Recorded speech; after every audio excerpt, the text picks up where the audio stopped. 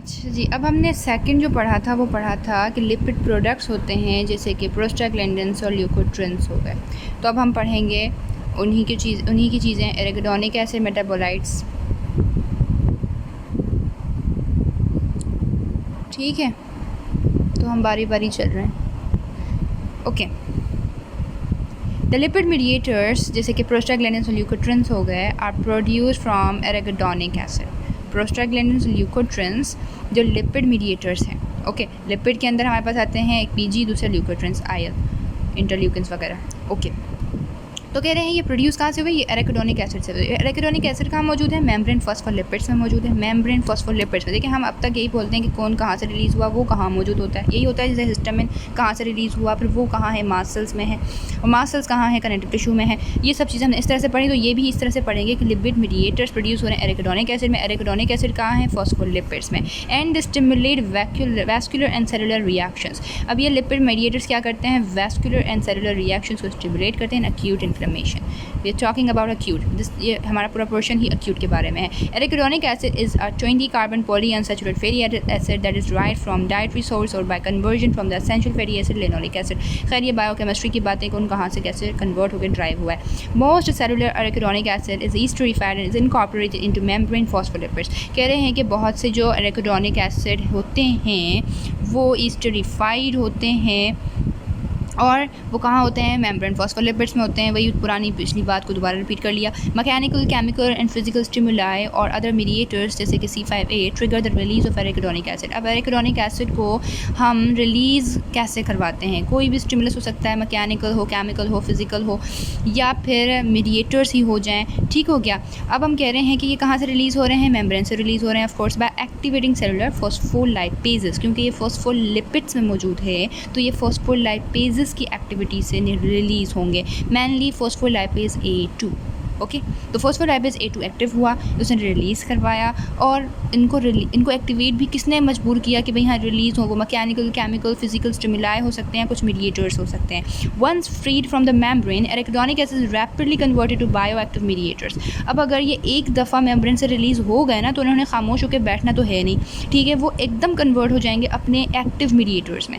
These mediators also called eicosanoids. अब ये जो हमारे पास इकोसाइनाइड्स थे जो हमने पढ़े थे, ठीक है, वो हैं हमारे पास active mediators are synthesised by two major classes of enzymes. अब इनको भी एक्टिव मीडिएटर्स कैसे किसने बनाया, दो हमारे पास एंजाइम्स की क्लासेस हैं। एक है हमारे पास साइक्लोऑक्सीजनेसेस, दूसरा है लिपोऑक्सीजनेसेस। ठीक है, cyclooxygenases which generate prostaglandins and lipoxygenases which produce leukotrienes and lipoxins. क्योंकि हमारे पास दो हैं ना, प्रोस्टाग्लैंडिन्स हैं और ल्यूकोट्रिन्स हैं, तो इस तरह से प्रोस्टाग्लैंडिन्स बनेंगे और ल्यूकोट्रिन्स एंड लिपोऑक्सिन्स बनेंगे।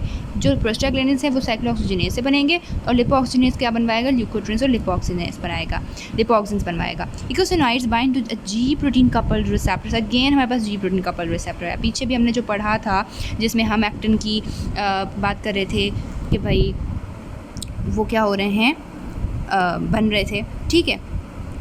तो यहाँ पर भी हमारे पास क्या है, जी प्रोटीन कपल्ड रिसेप्टर और many cell types and can mediate virtually every step of inflammation. सही है जी। तो हमारे पास कौन सा रिसेप्टर है, जी प्रोटीन कपल्ड रिसेप्टर, उसके थ्रू काम कर रहा होता है। नाउ प्रोस्टाग्लैंडिन सबसे पहले पढ़ेंगे, किसके थ्रू बना था, साइक्लोऑक्सीजनेस से, यही था। अब इस बात को ज़रा दिमाग में रखिएगा कि साइक्लोऑक्सीजनेस से हो रहा था। PGs are produced by mast cells, macrophages, endothelial cells, and many other cell types and are involved in the vascular and systemic reactions of inflammation. कौन प्रोड्यूस करवा रहा है इनको, मास्ट सेल्स, मैक्रोफेजेस। देखो MME है ना, mast cells, macrophages, endothelial cells, mast cells, macrophages, endothelial cells, और बहुत से जो हमारे पास इन्वॉल्व होते हैं वैस्कुलर सिस्टमिक रिएक्शंस में, वो भी प्रोड्यूस करवा रहे होते हैं। They are generated by the actions of two cyclooxygenases called COX-1 and COX-2। ठीक है, हमारे पास दो किस्म के साइक्लोऑक्सीजनेसेस हैं। हमने कहा था दो किस्म के एंजाइम्स हैं, दो क्लासेस एंजाइम्स की। फिर साइक्लोऑक्सीजनेस की भी दो किस्म के हैं, COX-1 and COX-2। COX-1 is produced in response to inflammatory stimuli. किसी भी इन्फ्लेमेटरी स्टिमुलस की वजह से COX-1 प्रोड्यूस होता है। एंड ऑल्सो इज कन्वर्टली constitutively expressed in most tissues. किस में एक्सप्रेस हो रहे होते हैं, टिश्यूज़ में एक्सप्रेस हो रहे होते हैं COX-1। Where it may serve as a homeostatic function, for example fluid and electrolyte balance. और ये COX-1 किस में इन्वॉल्व होता है, क्या करवाता है, होम्योस्टेटिक फंक्शन में इन्वॉल्व होता है, मतलब हर चीज़ को बैलेंस रखना। ओके, जैसे कि जैसे कि इलेक्ट्रोलाइट को बैलेंस रखना है किडनीज़ के अंदर। इस तरह से हमारे पास होते हैं cytoprotection in the GIT, ठीक है। इन कंट्रास्ट अगर हम COX-2 की बात करें तो वो कहाँ से होते हैं, वो इन्फ्लेमेटरी स्टिमुलाई से इंड्यूस होते हैं and this generate the PGs। तो COX-2 होता है प्रोस्टाग्लैंडिन्स को प्रोड्यूस करने वाले, COX-1 प्रोस्टाग्लैंडिन्स को प्रोड्यूस नहीं कर रहे, उनका तो बैलेंसिंग का काम है, ठीक है। They are involve in inflammatory reactions but is slow और absent in most normal tissues. Normally भाई उनका कोई लेना देना नहीं होता क्या चल रहा है, जैसी कुछ ख़राबी आ गई तो फिर ये क्या करते हैं, अपने काम शुरू कर जाते हैं, ठीक है। Prostaglandins are named based on the structural features right, coded by letter, for example PG, D, E, F, G, H इन सब के साथ हो सकता है, ठीक है। कह रहे हैं कि भाई उनके स्ट्रक्चरल फीचर से अकॉर्डिंग हमने इनकी क्या की है, नेमिंग की है। और इनकी नेमिंग जो हमने की है वो किस तरह से की है, D, E, G, F, H इनके थ्रू, ठीक है। विच इंडिकेट्स, अब कह रहे हैं ये इंडिकेट क्या करता है, the number of double bonds in the compounds, double bonds को इंडिकेट कर रहा होता है in the compound. The most important prostaglandins in inflammation है PGE2, PGD2, PGF2A, A है, अल्फ़ा है, A है, ओके, PGI2, ये सब होते हैं। मतलब 2 लगा लो बस, F के साथ A क्यों है ये भी आगे समझा रहे हैं कि F के साथ A क्यों है, क्योंकि F की भी 2 टाइप्स होती हैं, ठीक है। एंड TXA2, थ्रोम्बोक्सिन A2, ये सब क्या है, प्रोस्टाग्लैंडिन से वो जो इन्फ्लेमेशन में इन्वॉल्व होते हैं। देखो हमने पहले बताया कि भाई COX-1 को निकाल लो, फिर हमने कहा COX-2 में भी जो PGs हमारे हैं ना वो भी D, F, E, H सब हैं, ठीक है। मतलब ABCD के लगा लो, D, E, F, G, H, okay होगी बात। फिर हमने कहा इनकी भी ना क्या है, टाइप्स हैं, मतलब जो मोस्ट इंपॉर्टेंट प्रोस्टाग्लैंडिन्स इन्फ्लेमेशन वो E2, D2, F2A, I2 और थ्रोम्बोक्सिन A2 होता है, ओके। एंड ऑफ विच अब कह रहे हैं each of which is drive from the action of by the action of a specific enzyme और an intermediate in the pathway.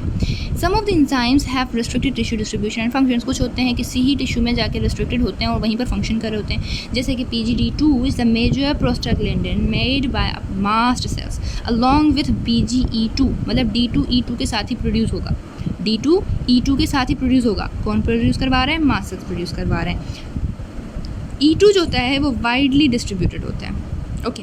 Causes करवाता क्या है, D2 वेजोडाइलेशन करवाता है and increases the permeability of post capillary venules. देखो permeability कहना काफ़ी है क्योंकि परमिएबिलिटी बढ़ती ही वेन्यूल्स की है, पोस्ट कैपिलरी वेन्यूल्स की, ये डे 1 से बताती आ रही हूँ मैं। दस पोटेंशिएटिंग एक्सुडेशन एंड रिजल्टेंट एडिमा, जिसकी वजह से क्या होता है, एक्सुडेशन होती है। एक्सुडेशन की भी मतलब मैंने बता दिया था, I am not gonna repeat that, ठीक है। And resultant oedema. PGD2 also is a chemoattractant from neutrophils.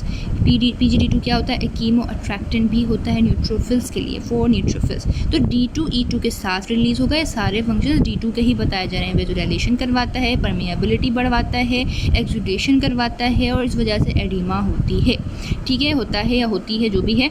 फिर क्या है, ये D2 कीमो अट्रैक्टेंट है। Now platelets contain the enzyme thromboxane synthase. आज हमारे पास प्लेटिलेट्स हैं, उनके पास थ्रोम्बोक्सिन साइंथेज होता है जो कि थ्रोम्बोक्सिन A2 बनवाता है ना। द मेजर थ्रोम्बोक्सिन A2 क्या होता है, मेजर प्लेटलेट इकोसाइनाइड है। Thromboxane A2 is a potent platelet aggregating agent and vaso constrictor and this promotes thrombosis.